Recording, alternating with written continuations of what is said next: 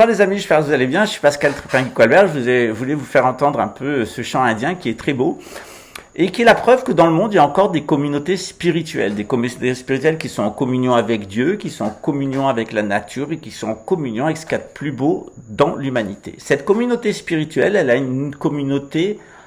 a comme opposant une communauté anti-spirituelle. Qu'est-ce que c'est que cette communauté anti-spirituelle? C'est ce que j'explique dans mes cours de gnose, c'est-à-dire qu'au début de la civilisation égyptienne, on avait les prêtres scorpions, on utilisait la radionique. La radionique, c'était une technique qui permettait de faire valoir le plus beau dans un être humain et surtout de lui permettre d'affiner sa génétique et d'avoir des gens qui soient parfaitement adaptés au milieu dans lequel ils se trouvent et d'avoir des très très grandes valeurs morales et une très grande intellectualité.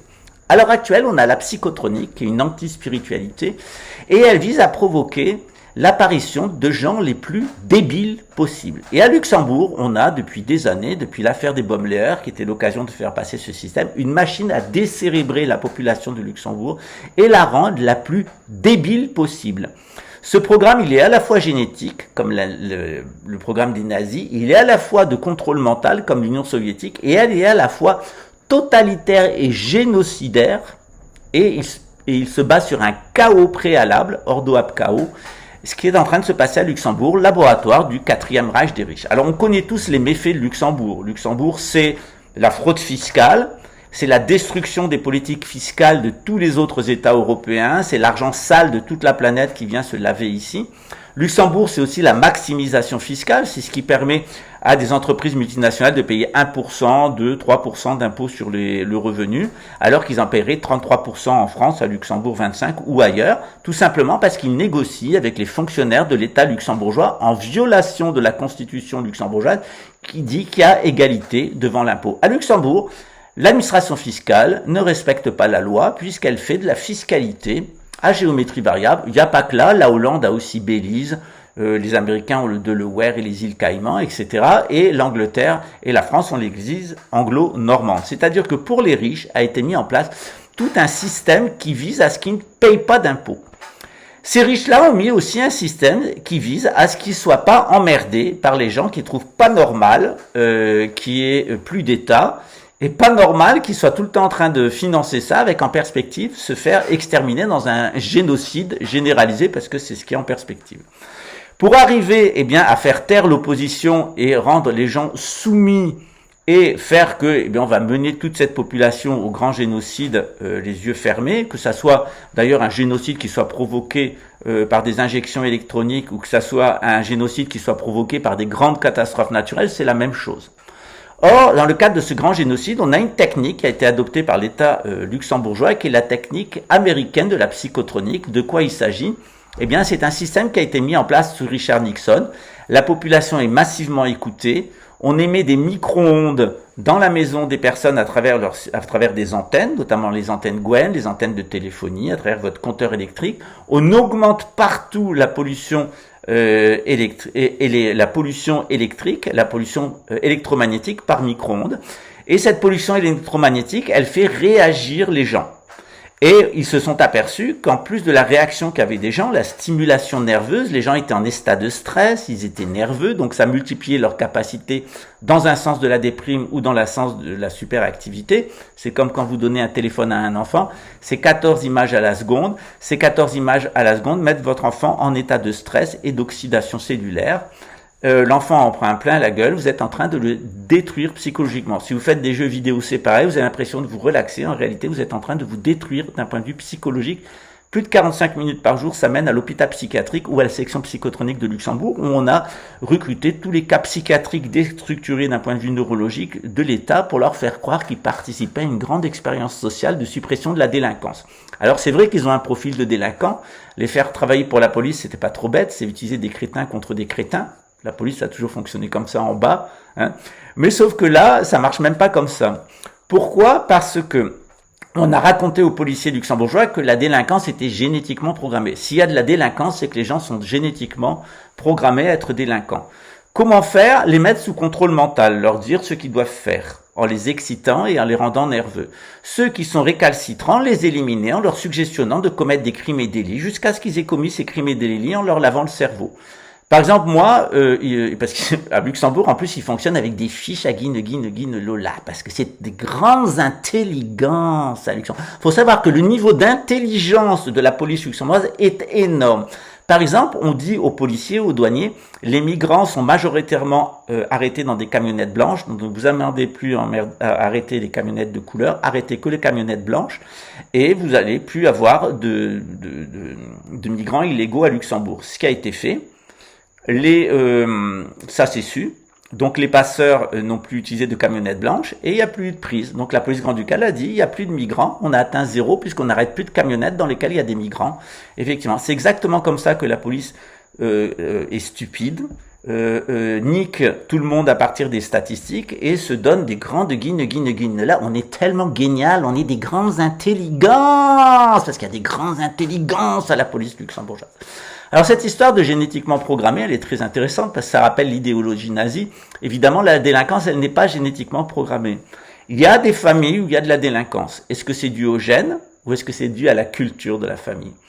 Or, les études aux États-Unis, depuis une dizaine d'années, nous montrent qu'on s'est trompé depuis les années 50. Il n'y a pas de génétique de la délinquance. Il y a un contexte culturel de la délinquance. C'est-à-dire, si vous êtes dans une famille de délinquants, vous deviendrez délinquant. Si vous êtes dans une famille d'honnêtes personnes, vous deviendrez une honnête personne. Ça n'a rien à voir avec la génétique, ça a à voir avec la culture.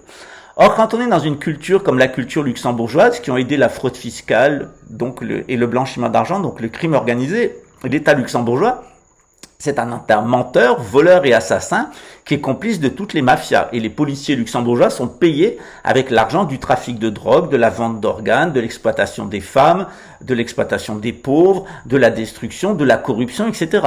Les fonctionnaires luxembourgeois vivent de l'argent du crime. Quand on vit de l'argent de la prostitution, on est un proxénète. Quand on vit de l'argent de la drogue, on est un dealer. Et quand on vit de l'argent du crime, on est un criminel. Donc les fonctionnaires luxembourgeois, de l'État luxembourgeois, sont des dealers, des proxénètes et des criminels. Ce sont des menteurs, des voleurs et des assassins qui protègent y compris des réseaux pédophiles.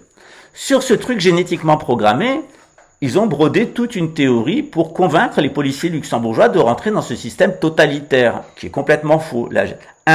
La délinquance n'est pas génétiquement programmée. Donc maintenant, ils disent que oui, c'est pas génétique, mais c'est les vies précédentes. Et puis, les constellations familiales, ça reste à prouver, c'est complètement vaseux. Et en réalité, c'est pas à ça que sert cette expérience sociale et ce système. Ce système, il est très connu pour toutes les personnes qui connaissent l'hypnose et toutes les personnes qui connaissent l'utilisation d'ondes électromagnétiques en matière d'hypnose. Vous savez que vous pouvez mettre les personnes sous hypnose, vous pouvez leur faire commettre des crimes et délits, les personnes ne s'en souviendront pas. Et il y a un phénomène de saturation et de choc en retour. C'est-à-dire que un policier qui suggestionne une personne pour tuer une personne, la personne qui prend conscience qu'elle a tué une personne parce qu'elle a été suggestionnée, elle va aller tuer le policier. C'est arrivé à Luxembourg. Il y a quelqu'un qui s'est fait torturer à la prison avec des armes psychotroniques à l'intérieur de la prison. Je rappelle qu'en Europe, c'est parfaitement illégal, ces systèmes de prison américaines, et que c'est complètement falsifiable par les policiers. Moi, je l'ai vu dans mon cas, la police a complètement falsifié toutes les opérations de psychotronique qui me concernent, ce qui prouve bien que la psychotronique est complètement falsifiable, y compris par les policiers eux-mêmes. Et je l'ai démontré et je l'ai expliqué aux autorités brésiliennes que Luxembourg est la preuve que le système de psychotronique ne fonctionne pas, en tout cas la façon dont les Luxembourgeois l'utilisent. D'autre part, eh bien, ils disent que si les personnes se laissent suggestionner, c'est qu'après tout, elles étaient d'accord pour ça. Alors, je vais inviter n'importe quelle personne à violer la directrice, n'importe quel détraqué dans le monde, je t'invite à violer la directrice générale de la police de Luxembourg, sauvagement. Et si tu arrives à la violer, et si elle se plaint, je lui rappellerai qu'elle est génétiquement programmée à être violée. Et qu'à partir du moment où elle s'est retrouvée dans une situation où elle s'est fait violer, c'est qu'elle était d'accord pour être violée. D'ailleurs, quand on rentre dans un commissariat à Luxembourg, on a été violé, on nous dit, est-ce que vous ne l'aurez pas un peu excité? Donc, madame la directrice de la police grand-ducale, puisque votre système fonctionne si bien, appliquez-le à vous-même. Suggestionnons tous les hommes de la planète de venir vous violer. Et si un parvient à vous violer, eh bien, c'est que vous étiez génétiquement programmé, lui était génétiquement programmé pour vous violer, et vous aviez consenti passivement à être violé, la preuve, vous avez été violé. On voit bien que ce système ne marche pas, ce système est monstrueux, ce système ne vise pas à ça. Ce système, il vise à sécuriser l'élite financière, l'oligarchie financière, qui veut terroriser la population, et qui, pour terroriser la population, est allé chercher les individus les plus déstructurés d'un point de vue psychiatrique dans les lycées techniques et dans les milieux où il y a beaucoup de chômage. Et on a mis ces gens-là à la police, aux écoutes téléphoniques, au matériel psychotronique et à la prison parce qu'on avait besoin d'individus qui aient le plus bas niveau de moralité, qui aient le coefficient intellectuel le plus bas, qui était très facile à mettre sous hypnose, qui n'avait aucune empathie, aucun niveau intellectuel, à qui on allait pouvoir raconter ces histoires de génétique, de consentement passif, etc., à qui on allait faire tout un rodéo comme ça pour les convaincre que c'était moral. Ce rodéo qui fait croire que c'est moral d'exterminer des gens, c'est ce que faisaient les nazis. Les nazis avaient une espèce de rodéo pour faire croire que c'était légitime d'exterminer les juifs, en particulier d'abord les femmes et ensuite les enfants. C'était dans le camp de concentration de Langobilo-Bielawa. Donc Luxembourg a reproduit trait pour trait la mentalité génétique de l'Allemagne nazie en prétendant qu'il y a des gens qui ont une certaine génétique et que socialement elle est nuisible ou pas. Les seules personnes qui nuisent aux sociétés, quel que soit l'endroit, c'est les édomites. Et quand on a François Bosch, qui est ministre de la Défense à Luxembourg, qui a quand même une tronche d'édomites et des pratiques d'édomites, c'est-à-dire menteurs, voleurs et assassins, entre autres pédophiles, incestueux, drogués, vendeurs de drogue et criminels. Faut pas s'étonner d'avoir une société pourrie. Vous avez une société pourrie à Luxembourg parce que vos hommes politiques sont pourris et sont le reflet du système pourri qui vous permet de vivre de l'argent pourri et du pourrissement de la planète. Donc aucun respect pour les Luxembourgeois, vous êtes une abjection, vous êtes la honte de l'humanité, en particulier vous êtes la honte de l'Europe pour avoir adapté ce système, vous vendre dans le monde entier comme des références intellectuelles dans ce système de génocide et de massacre de la population. En réalité, ce qui se cache derrière, c'est pas une grande expérience sociale où on sera génétiquement parfait, on ira à Jérusalem, puis après nos enfants seront parfaits, on ira sur Mars parce qu'on aura 3 points d'ADN et tout ce délire psychiatrique de l'oligarchie financière. En réalité, c'est pas comme ça que ça fonctionne, c'est pas comme ça que fonctionne la vie, c'est pas comme ça que fonctionne l'humanité, c'est un mensonge, c'est une tromperie, et cette tromperie, elle a été organisée par des personnes qui pensent qu'il faut être 500 millions sur Terre, dirigés par eux, et qu'il faut se débarrasser des traditions, soit en les détruisant, soit en les falsifiant. D'abord, ils ont détruit une religion traditionnelle, et ensuite, ils sont en train d'introduire une fausse religion. Ils ont détruit la police traditionnelle, qui était gardien de la paix, et l'armée qui était gardien du territoire, pour en faire une armée qui va attaquer les Afghans, vu le résultat de l'armée luxembourgeoise en Afghanistan, ça fait rire. Je passe sur l'Irak. On a une police qui en réalité est des forces de l'ordre. Donc regardez toutes les affaires qu'il y a de violence avec la police luxembourgeoise, ils sont complètement schizophrènes, complètement sous hypnose, violents, méchants, menteurs. Je pourrais écrire un roman entier sur ce que j'ai entendu en prison de la police luxembourgeoise et ce que j'ai entendu des policiers luxembourgeois eux-mêmes. Évidemment, c'est un système qui va mener à un désordre social flagrant. La destruction psychologique et morale qui a été faite de la population luxembourgeoise, mais aussi de la population française, allemande, ça a été fait en détruisant les finances publiques. Détruire les finances publiques, c'est détruire la défense, détruire l'éducation nationale, détruire la police. Tout est complètement détruit et effondré en Europe. Le rêve maintenant de n'importe quel jeune, eh bien, c'est de gagner de l'argent à la bourse ou sur les crypto-monnaies pour se taper des putes russes et s'acheter une bagnole de sport. Et c'est pas du tout d'être des bons pères de famille, c'est pas du tout d'être des bons artisans, des bons paysans, des bons fonctionnaires, etc., etc. Le but, c'est la maille. Il y a que la maille qui leur vaille. Voilà. Évidemment, eh bien, il y a un chaos qui est généralisé. Tout ça ne tient que par l'hypnose et la rentrée en guerre avec la Russie va faire cesser cette hypnose. C'est-à-dire que demain, quand les forces russes vont entrer dans Luxembourg, après avoir bombardé le pays, fait péter le barrage de Lösling et rasé le plateau du Kirchberg, vous allez voir tous les gens qui participent à Luxembourg qui vont s'enfuir en emportant ce qu'ils peuvent. Les Portugais de Luxembourg vont rejoindre leur villa au Portugal et là, les attendront les migrants d'Afrique qui auront occupé leur maison et qui les entendront avec des pistolets pour leur tirer dessus, ce en quoi j'applaudirai de toutes mes mains, parce que Luxembourg mérite le châtiment de sa forfaiture. Luxembourg mérite le châtiment de ce qui a été fait à la population luxembourgeoise, en particulier Jean-Claude Juncker, ce qu'il a fait à la population grand-ducale, la façon ignominieuse dont il a traité le grand-duc Jean et son épouse, la grand-duchesse Charlotte, et la façon dont Juncker s'est systématiquement comporté avec la famille grand-ducale et les luxembourgeois, en particulier homosexuels, est inacceptable. Et évidemment, la guerre avec la Russie va montrer un effondrement de Luxembourg et on va avoir maintenant les fruits de ce qui a été fait pendant des années, parce que si l'Europe avait été respectée, les peuples européens avaient été respectés, Si l'ambition de paix des peuples européens avait été respectée, évidemment, on aurait une relation d'amitié avec la Russie. On aurait une Russie qui serait sans doute une monarchie parlementaire, qui cherche la paix avec une grande civilisation.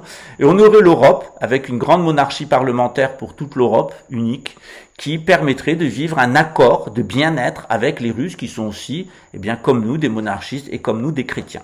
Sauf que la Russie s'est déchristianisée, elle est devenue soviétique. Luxembourg s'est déchristianisé, il est devenu Lola, hein, parce qu'à Luxembourg, quand on travaille pour l'État luxembourgeois, il faut pas être catholique, il faut pas être monarchique, sinon on n'a pas de carrière. Il faut être pédophile et il faut être soumis. Puis quand on a des petits problèmes, on va voir le syndicat. Voilà.